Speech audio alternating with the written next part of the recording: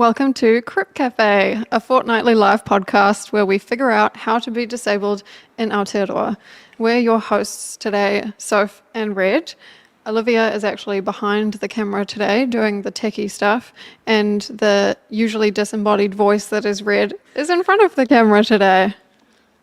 Stoked to be here, Soph. Love a call up. I know mai hoki mai te whānau, ki te wāhi haumaru i te ipurangi mō tēnei wā. Welcome to your safe space to be disabled on the internet in Aotearoa. Stoked to be here with you. We have some exciting news to share today. This season of Crip Café is proudly powered by Permobil. We have a little message from them that I'll share.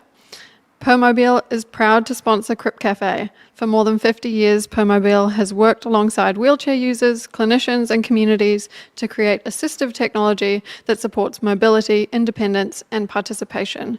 They are honoured to support platforms that amplify disabled voices and help build a more inclusive world. I honestly, just on a personal note, couldn't be more excited that Permobil is supporting Crip Café and the D-List mahi. I know Susie and Andrew and the whole Permobil team, they're real people, right? And they're really in relationship with our community. And there are lots of organizations, I'm sure, that would have loved to sponsor Crip Cafe, but the fact that we know these folks, they do awesome work, they're always showing up for disabled people. Yeah, it's a pleasure to have them on board. So kia ora Permobil team. It's awesome to have you on this waka. Yeah.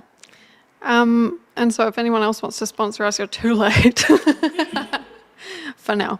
Do you want to talk about what the theme of today's episode is, Red? Today is all about AI. I feel like it's all everyone is talking about. It's both terrifying and exciting in different ways. And I think the purpose of today is to kind of explore the different ways that it enhances and supports our lives as disabled people, but also talk about some of the, fairly existential challenges that it brings. And also some of the kind of icky and gross and problematic aspects of artificial intelligence. So I think it's going to be a really great kaupapa, and I really hope that if you're watching or listening, drop a comment in the chat. We'd love to hear your kōrero as we go through today's episode. Yeah, for sure. Be kind in the comments. We'll be keeping it an open conversation. It's going to be good. To keep it light, shall we start with our non-disabled nonsense of the week? We love some non-disabled nonsense. I'm going to share mine, which has a little bit of rage in it, but it's also kind of funny. I have been waiting many months now for a particular medical appointment that I need to get. And the other day, whilst I was working hard here at the D-List, I missed a phone call from the hospital.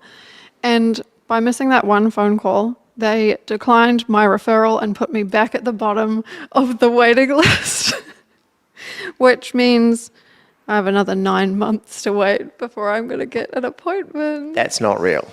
Yes. Yep. I missed this one call because I was in a meeting working so hard for the disabled people of Aotearoa.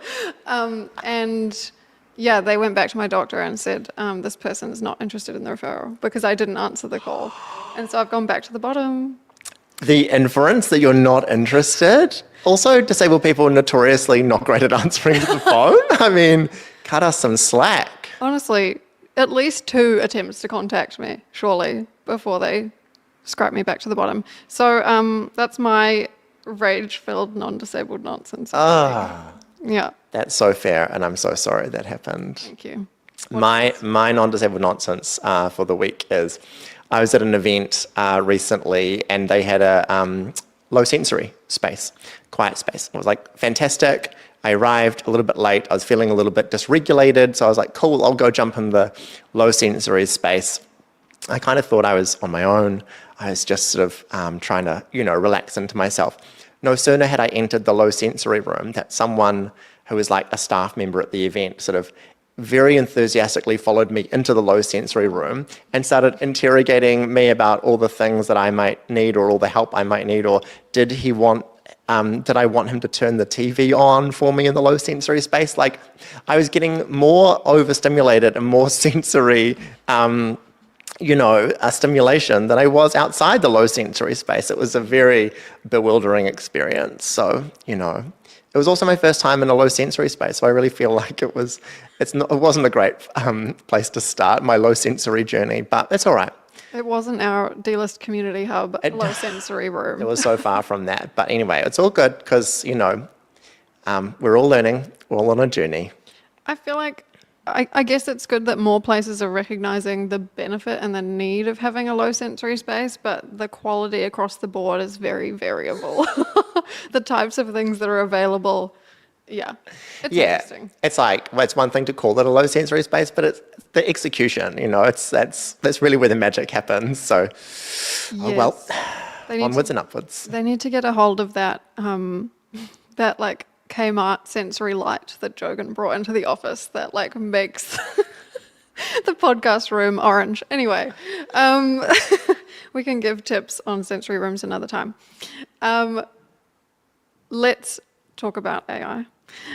First of all, I want to put out some questions to the chat so that you can discuss and we can come back to your thoughts when we've dug into it a little bit more. First question for the chat. Do you currently use AI in your life and what for? Second question for the chat. Do you feel there are things AI shouldn't be used for? And lastly, do you feel it's more justified for disabled people to use AI than non-disabled people? Would love to hear thoughts, opinions, feelings on all of those in the chat. And in the meantime, we're going to bring in a third host. In case you hadn't noticed, the third mic and the third chair, we actually have another person with us today. So I'm going to shuffle along and we're going to bring in our special guest. Woohoo! Drum roll. Yeah. Oh my God, kia ora. Wow, I'm here. Seamless. Kia ora, Kitty. Welcome to the podcast. Thank you very much. Yay. Yay. Kitty is one of our community reporters here at the D-List. We're very excited to have them here to talk with us about AI today. We wanted to bring in Kitty because they wrote a really beautiful and compassionate and thoughtful... My name is Kitty. Oh my God, wow. I'm an artist. I am a reformed actor. And never again, oh my God. I'm a writer. I write lots of freelance stuff. And I'm super autistic. Yeah, that's me. Oh, I use any pronouns. Thanks, Kitty. Thanks for being here. I'm just figuring out this mic, which is new to me, so I'm going to try and make sure I'm still speaking to you all. Awesome. Before we get properly into the chat, I actually have a challenge for Kitty and Red.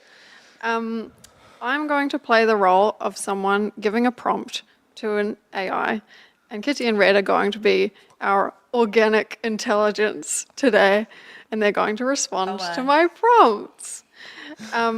So we are going to need paper and pens, which are behind me. Seamless. All right. Okay. You're going to have, for each prompt, 60 seconds to respond. Oh, and while you do that, I'm going to keep chatting with our audience. Are you ready for your first prompt? I feel like this is such a stitch up. Are you pitching organic intelligence instead of artificial intelligence? What if we lose? What if the organic intelligence is worse? Well, there's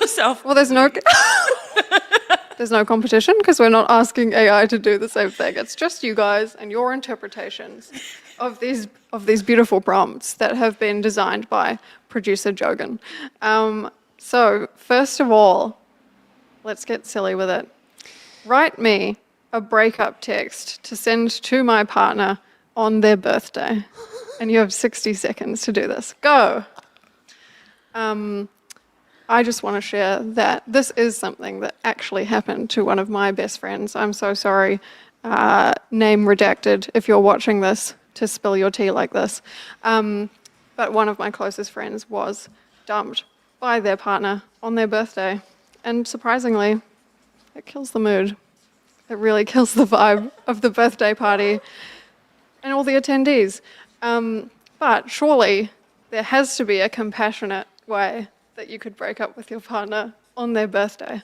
And I'm excited to Wait, see. so am I doing it as AI or as myself? No, as I want AI? to see your own. I want to see your own interpretation of this prompt. You can do whatever you want with it. You can mimic an AI, or you can do your own response that you would text your partner if you were to break up with your wife on their birthday. Okay, you've got. Is this just part of your plan to get us cancelled on the internet? Because this feels You've like got it's about really 10 going to reveal. You've got about 10 seconds, and then I'd love for you to share your responses. Okay, you're out of time. Red, I'd love to hear your breakup text for your partner on their birthday. This is horrific. Real in the deep end. I would never ever do such a thing, but the things I do for Mahi. Okay, so who am I? The role I'm assuming here is your partner? Okay. It's quite direct. I feel like you'd appreciate that. Wait, so you're playing the role of my partner talking Who's to me? correct, breaking up with Okay, you. sure. Okay. On your birthday. All right. Yeah. Okay. Look. Oh, Great start. Right. Look, bad timing, I know, but it's not going to work. I got you a present to soften the blow. So, every cloud. okay. Do you want feedback?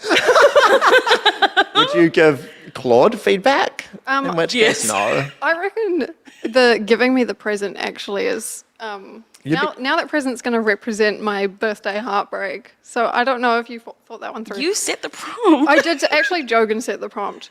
I would love to hear your breakup text, Kitty. Yep, here it is. Look, bad timing, I know, but it is not going to work. I got you a present to soften the blow. And that's what AI does, it steals. Okay, beautiful. So that was your AI response, which was stealing Red's response. I love to see it. Oh, I like that. That's meta. Thank you. It's meta. And the good meta. All right, prompt number 2. I'm an office manager.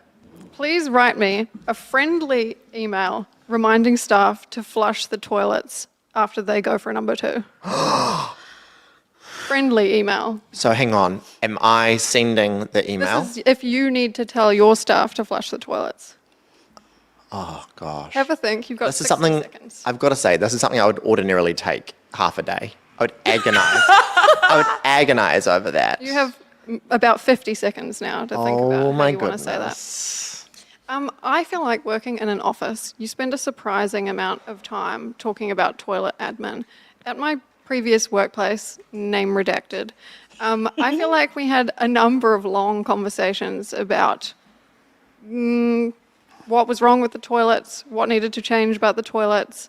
I actually feel like we have low toilet drama here in the D-list office, but office toilets, I feel like, are actually quite a controversial topic. So I would love to know how we're going to gently ask people to flush the toilet when they have not been flushing the toilet.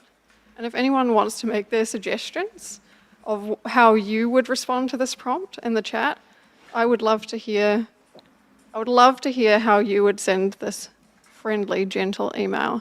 You've got about 5 seconds left. Go to Kitty first. Okay. I'm excited. 3, 2, 1. Okay, pens down. Kitty, would you like to tell me this friendly email that you're going to send? Yes, this is the friendliest email that I will send about someone people not being able to flush after themselves. Yeah. Okay. Kia ora. Oh my God, please flush the toilet. It's not that hard. If you need assistance, please call your closest loved one. I am going to go throw myself down the elevator shaft. That's beautiful. I'm really excited to see how you're going to take this next prompt. Red, go. This is, hey team. Quite sort of, I'm just very got corporate all of a sudden. Hashtag let's flush. I'm an elder millennial, okay? I love a hashtag. Hashtag let's flush. Don't make me use AI to rewrite this, or worse, start leaving passive aggressive notes in the bathroom. Thanks, and then 5 exclamation marks. This is a this is a great start because the next sub prompt is that I need you to do it again but make it hostile. So, seeing as you've already taken quite a hostile tack, both of you, in your engagement with this topic, I look forward to seeing your more hostile version of what you just said. Please don't swear, though, on the podcast. We are a family-friendly podcast. Okay. And I'm going to give you like 30 seconds for this one. If you want, you can just say it out loud if you don't want to write it down. But I do want to hear the hostile version of this. version. Yeah, I think that ideally in the workplace, we don't communicate in a hostile way. We do stay open-minded and empathetic and kind to each other. But I think if I was like 7 occasions in to finding number 2s in the toilet, I would be getting quite hostile with people. I just quit, I think. This is not something that has happened in the D-list office, but maybe in previous workplaces, name redacted. All right. Red, would you like to share your hostile version? Yeah, it didn't take much. It didn't take much to Drawing go from from like experience. convivial corporate energy to quite hostile. I don't know what that says about corporate environments. I just want to say, for the record, this is an email that I would ordinarily agonize over for at least half a day. Yeah. So I want to disclaim that this in no way reflects Okay. how my communication. Is this part of the email? is. This is Red having an existential crisis. That's my AI prompt. Gotcha.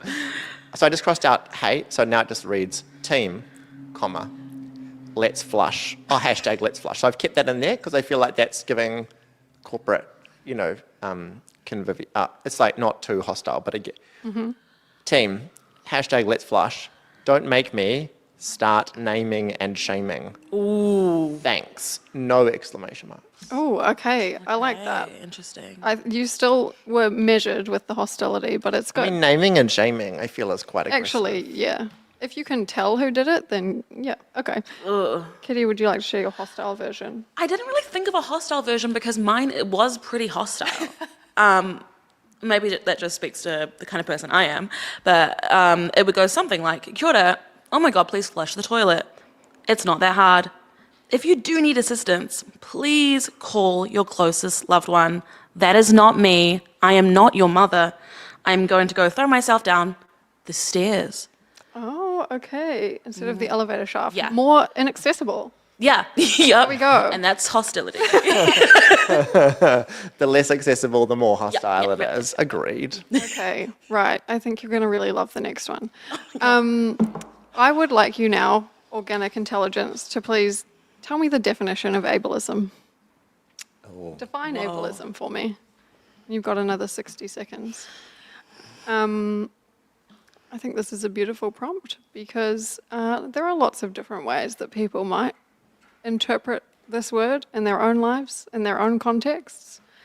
I feel like Red is probably going to have one ready off the I dome. really do. And Yeah. only because I was at this amazing presentation by friend of the D-list, Umi Asaka, recently at an anti-racism conference. It was run by friend of the D-list, Ada Ella Simmons. And Umi talked about the way that ableism is understood, or sort of the way it works, is essentially like preferences towards a set of characteristics that are associated with like dominant social groups. So ableism is actually really tied into racism, to homophobia, to norms around like beauty standards and heteronormativity and gender normativity and able-bodiedness. So it's not even necessarily like you don't have to be disabled to experience ableism, but disabled people often experience ableism to like acute degrees because of the degree to which we visibly or invisibly are sort of part of those undesirable characteristics. So yeah, it's about desirability as framed through that hegemonic Western kind of colonization lens. That got real academic, but I do think it's really interesting to think about ableism as distinct from disableism, which is more of like a preference towards non-disabled people versus disabled people. Ableism is like quite a broad category of preferred characteristics. I'm looking forward to seeing how you handle the next part of this question. Oh. Do you want to share your thoughts on ableism, Kitty? That was exactly mine. I just wrote discrimination, lack of access. but Red just stole my answer. Sorry, guys. Awesome. I mean, all credit to Umi, like I say, is definitely not my original thinking. But so true. So true. The second part of this prompt is now do it as if you're talking to a 10-year-old. I'm going with Kitty. I think Kitty's is perfect. What about if you Wow. were to talk to one of your children and explain what ableism is? Have you had a good definition? Yeah, it would just be like no ramp for dad.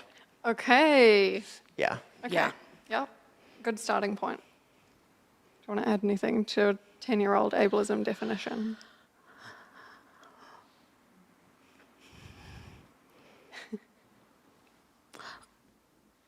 Wow, what a big question. Bad. Okay, yep. Ableism bad. Great summary. Thank you. We've got one last prompt for you. Thank you for all your energy so far. The last prompt and the most cancelable. Please, will you draw a disabled person? That's you. I refuse. Hey, wait. I'll do it like I'll do it in the style of an AI assistant. Okay. That's a really interesting question. Unfortunately, my guardrails prevent me from Nice. singularly defining a diverse group of people in a like singular physical expression. So I refuse to complete that request. But what if you were Grok? I don't think you want to know my answer. I did say a disabled person, just to be clear. You're not drawing the disabled person. Okay, Red refuses to participate in this activity. Have it noted. This is Red's response. Even though I use a wheelchair, I really reject the singular visual expression or representation of disability as the wheelchair symbol. Yeah. Like, I love my wheelchair friends. I love my wheelchair. I love so much about my life as a wheelchair user. And we take up so much oxygen. And I think if you asked most people in New Zealand to draw a disabled person, they would draw someone in a wheelchair. So I refuse to be complicit in this. Okay, thank you for your allyship to the rest of the You're so non-wheelchair using disabled community. You're so welcome. All right, Kitty, do you want to share your drawing of a disabled person? Basically a photo of me. Yay! Iconic. Yeah, A beautiful illustration that's of the one person I think of is myself. Kitty themselves. All right, thank you so much to my organic intelligence friends for doing that for me. I'm going to now pack away these things and we're going to get serious and talk about AI. So, do we have any comments about AI in the chat that we want to reflect on? If not, we're just going to dive in. Let's keep diving in. Okay, let's keep diving in.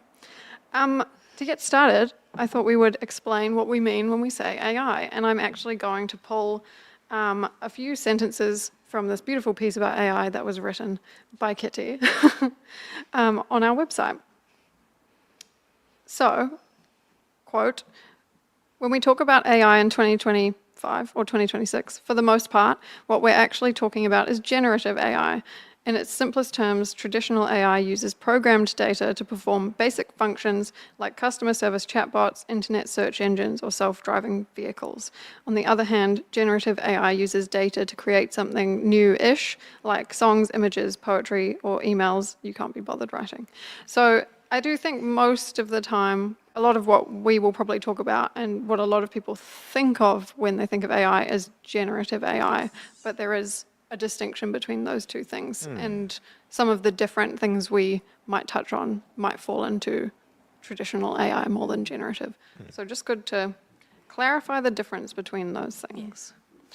So we're going to start by talking about some of the potential positive ways that AI exists in our lives. So my question for both of you is, do you currently use AI in your life? And if so, what for? And I might ask you first, Red, if you want to share your thoughts. Yeah, I do reluctantly, but I do, and there's no,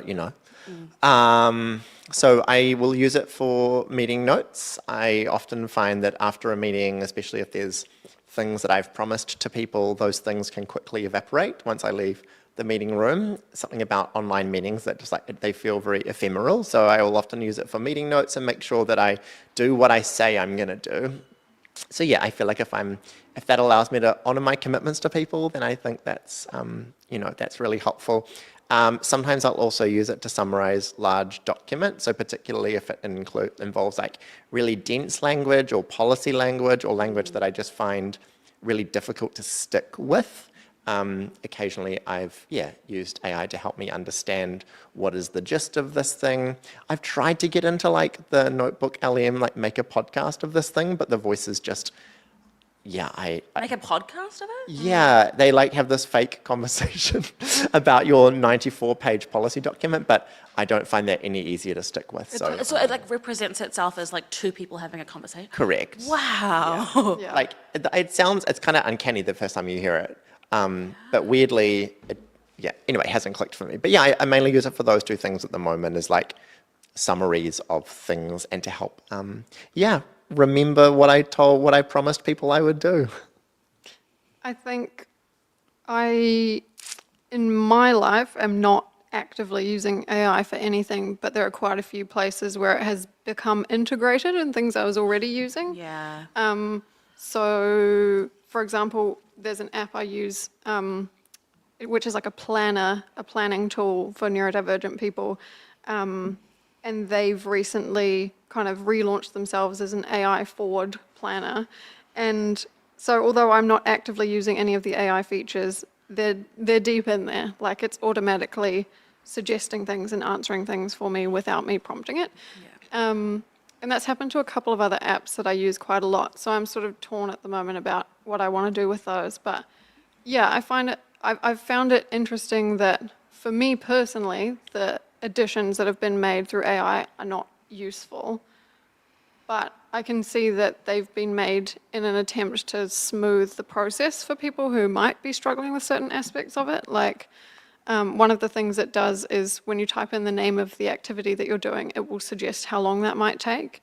And for me, I have a pretty good sense, like I've thought quite a lot about how I manage my time, so I have a pretty good sense of how long something will take. Do you have organic intelligence? I have organic intelligence, but it suggests the time for me. And so I suppose there may be some people, autistic ADHD people using the app who find that useful, who have time blindness maybe and struggle with aspects of that, but I do not find that useful. So it's sitting in different places in my life that I haven't necessarily selected it specifically to be. Yeah. How about you, Kitty? I don't actively use AI or any like LLMs or anything, but I'm also like pretty aware of like my privilege and why I can not rely on those things as much, like with meeting notes, etc. I guess the only time I really use AI is more in the traditional sense at my workplace when it generates a transcript and I have to edit it. But yeah, that's more of the traditional use. So I try to stay away from generative AI as much as possible, but it is getting like forced into everything. Yeah. Like I have a Google storage subscription and it like changed the name recently to Gemini AI subscription. And I was like, when did this happen? Yeah. So yeah, there's a lot of that at the moment creeping in. I saw it used the other day actually when I was getting my annual mole map done. Shout out to Skin Health and Safety. Hell yeah. And they now have a software where they take a photo of the mole and the AI flags immediately whether it is of concern or not. And then if the AI flags it as of concern, they send it to a human being to assess. But they said that like speeds up the process a lot more because rather than a person sitting down to look at every photo, they've got an instantaneous response from the AI. So I thought that was interesting. I think my initial reaction was like nervousness, but it seems that it's being used in a lot of medical settings to like... But that's like, sorry to interrupt, but that's kind of like what it's for, like, or what it should be for, what it was intended for when it was created, was to help us. I think there's a really great quote about AI talking about how it was supposed to take away the admin tasks of like things you don't want to do, and now it's kind of taking over the things we do want to do. But at its most basic function, it's supposed to be, yeah, checking mole maps and diagnoses, et cetera, et cetera. Yeah. So I think it's good to see that that is having a positive impact in medical spaces, Totally. at least, and like shortening the time that it takes to get stuff sorted. And there are lots of practical use cases that disabled people who are not necessarily sitting at this table like have really heralded, you know, in terms of accessibility benefits. I know friends of mine, for example, who find typing really hard, like typing is just, you know, really torturous for them and difficult. Like AI allows them to express themselves with a lot more freedom and ease, and like essentially removes barriers to them expressing themselves, whether that's through assistive communication or just helping them to articulate themselves more quickly. And like, I really get that, you know, it's not my experience, but I really hear that it's someone else's. And I know that there are other examples, like for folks with vision impairments who use AI tools to help them navigate the world through apps and artificial intelligence. So I think, you know, it's so important, I guess, to acknowledge the full breadth of accessibility barriers that AI can remove, but and also to call it out when it's kind of like you say, so inserting itself, Kitty, into your Google Drive subscription without consent. You know, like all those things don't all have to be true at the same time. Totally. And I think that also harkens back to like what it's for. I think I have the most like compassion and understanding for like my fellow disabled people who need access to things. And I touch on this in the article a bit, but like, yeah, that it is supposed to be helping in those ways. It's not supposed to be like creating a painting of you in the Renaissance era. I don't know. Yeah. Yeah, I think it makes sense that if it's a tool that we might want to limit the use of for some reasons, that there are still going to be lots of very useful and like legit reasons why disabled people are using it. And I would rather that than, yeah, making an AI painting. Totally. Yeah. I read recently Sam Altman, who's the CEO of OpenAI, did a tweet that was like, oh, I heard this cool use case for ChatGPT, which is you should tell ChatGPT about what your kids are up to this weekend, and then in the morning it'll play a podcast to your kids that talks to them about the things they're up to this weekend. It's like, bro, or you could just talk to your children. Like, that is exactly what you're talking about, right? Yeah. That's the kind of thing where it's actually interrupting like opportunities for connection rather than like enabling connection. But I also think that a sinister aspect of that story in particular is that he was recording his children's conversations in their bedroom and then using that data to create the podcast. So it's like a complete lack of privacy, like from day dot. Anyway, I could have ranted about that forever. We've kind of slid into the second question a little bit, which is, what are your concerns about using AI? And I think, yeah, privacy probably is one of them. Yeah, big time, big time. Also, where some AI models have actually been trained with like ableist ideas built into them, that is a risk where like it's been trained on human data that holds bias and therefore reproduces biased ideas. I know a friend of the D-list, Henrietta Bollinger, will be screaming through their computer at the moment, asking us to talk about the fact that AI has scraped a lot of their literary work that they've had published, you know, and there's been no compensation to disabled artists that have had their work essentially, used to train machine learning models. Like that stuff, we don't even know the scale of what's happening under the surface, you know. But I know that it has had confirmation that their work has been scraped by AI. So it's, it's really, really bad. That sucks. I'm sorry, Etta. Yeah. I think that's part of the problem for us talking about it at this stage as well, is that we haven't even yet seen like the long-term effects on people and community of like the way that AI is being used, specifically that generative AI is being used in the way that it treats people's data. I feel like we could talk about the risks for a long time. I think a challenge that I'm concerned about is I saw an article on, I want to say, the New York Times about how students are using generative AI in their work. to sort of skip over the learning process. And I was on a flight recently, and the person next to me, I discovered by peering at their laptop, was a medical student, and they were putting questions into ChatGPT like, how would I diagnose this infant that presented with these symptoms? And it was like telling them what the diagnosis would be. And that made me sad and scared, but partly because like they're skipping over the whole like joyful and challenging process of learning something. And like, it may be that you need some support in that learning process, but I feel like skipping over it completely is such a shame. Follow-up question. How long were you looking at their laptop for? I want to say I was catching glances. I'm also a laptop worker on a flight, to be honest. On a bus.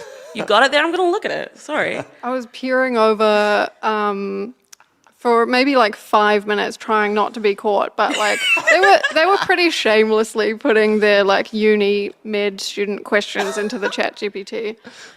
Was this your 12-hour flight to the UK? Like you had a bit of time to kill, so Yeah, for sure.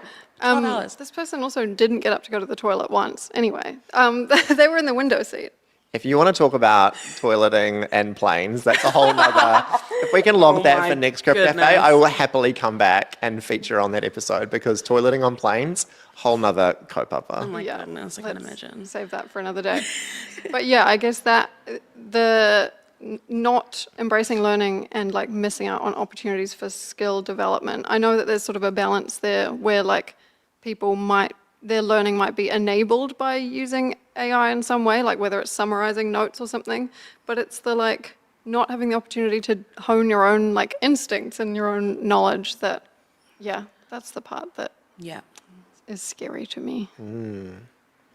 Do we get the sense that one of your questions, Soph, at the beginning was like, was it more appropriate or permissible justified for disabled people to use AI? Do you feel like there is this kind of expectation that disabled people should use AI to level the playing field? Is there kind of some weird paternalism at play where like, oh, maybe AI can be the great leveler for disabled people, which again to me plays into the sense of like low expectations that disabled people just by default struggle, and so therefore AI will like solve all their problems. To me, AI will like take them away from us, and like we don't have to focus on disabled people because they've got that. Yes. AI's got them sorted, Yeah, I feel like that was an idea that I enjoyed in Kitty's piece about AI, was like the idea that we might be pushed to use AI solutions so as not to like burden other people with our support needs. Totally.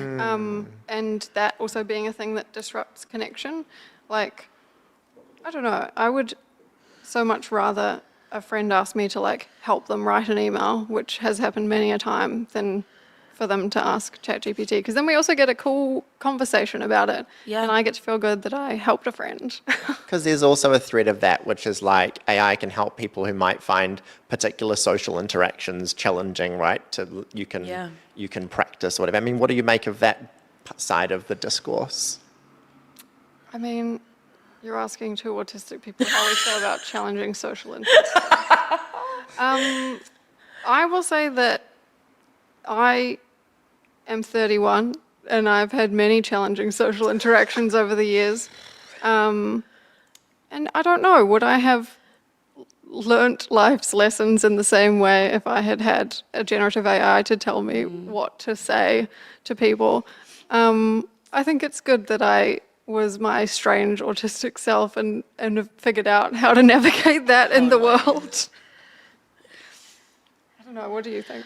I agree. I think the only reason that I've come so far as in the way that I am and the way that I'm proud to be is because I've had to really figure it out.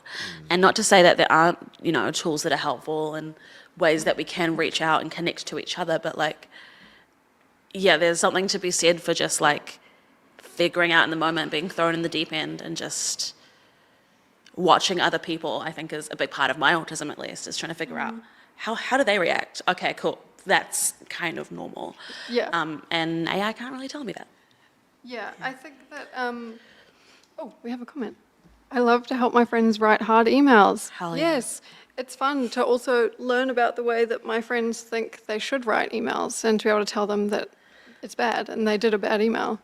I think that it's interesting. Yeah, it's about that learning process thing. Like by experiencing things, you get to learn more in the moment. I don't like the idea, I've heard people say before, ableist people, that you shouldn't like rely on access tools or like support tools. You should like pull yourself up by the bootstraps. Stiff upper lip. And I obviously absolutely don't agree with that. But I feel like with AI, the difference compared to most other tools that we might use is that it sort of can think for you. Like it's very rare that any of the other tools we might use would like make decisions for us. But it's crossing into that territory where I'm like, we don't want to lose our sense of ourselves and our ability to like make decisions for ourselves. So it's like finding the line with that. Feels like a really nice place to wrap up this conversation. Okay, great. Beautiful. Wow. I feel like that went so quickly, talking about AI. Time flies when you hate AI. Feels like we me could personally. we could talk about AI for possibly hours, and we've barely scratched the surface. And if you feel like your particular perspective on this hasn't been represented in this conversation, leave us a comment below. We'd love to hear your whakaaro. Send us an email, kiaora@thedlist.co.nz. DM us, however you choose to get in touch. We would love to hear what you think. We would. And No we would, judgment. we would love to keep having compassionate conversations about it where we're able to hear each other out. I think Just before we go, we have a really great comment. Someone has commented, as a neurodivergent person, if I had generative AI when I was 17, I might have never learned so much about astrology, since that was the only way I could understand how people could be so different. That's Incredible. And there you go. We don't want to live by what AI tells us is the normal way to live, surely.